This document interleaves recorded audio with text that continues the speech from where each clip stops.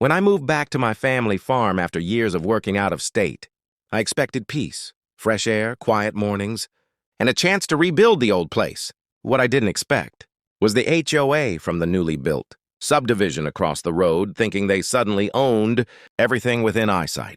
And the loudest, boldest, most unbearable of them all was Karen.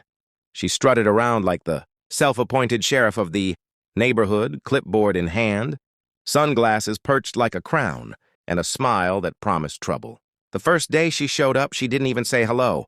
She pointed her pen at my century-old corn barn and said, "This structure violates HOA aesthetics. You'll need to repaint it, or better yet, tear it down." I stared at her.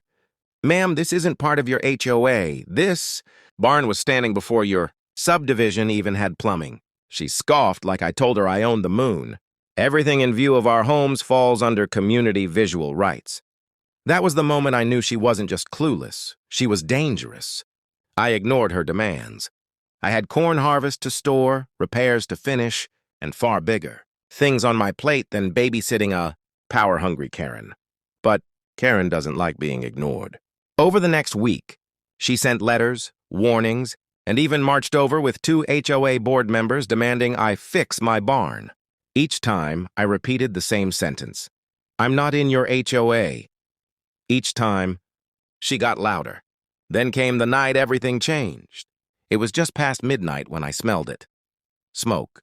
Thick, sharp, choking smoke. I ran outside and froze. My barn, my family's 110-year-old corn barn, was engulfed in flames so tall they lit the entire valley.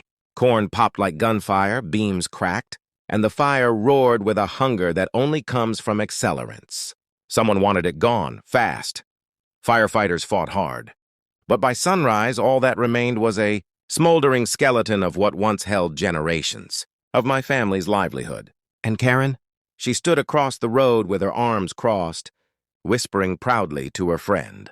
"Finally, that eyesore is gone." She didn't know I heard her.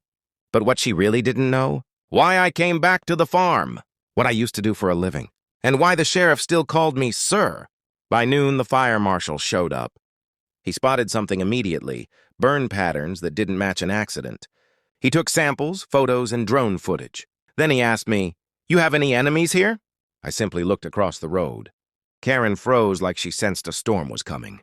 That afternoon, 3 black SUVs rolled onto my property, unmarked but unmistakable. My old team, the very people I worked with before retiring early from a, let's say, federal job where we handled dangerous individuals. A job where my name wasn't just respected, it was feared. Karen watched from her porch, confused at first, then visibly nervous when one of the agents greeted me with, "Commander, we're here to assist."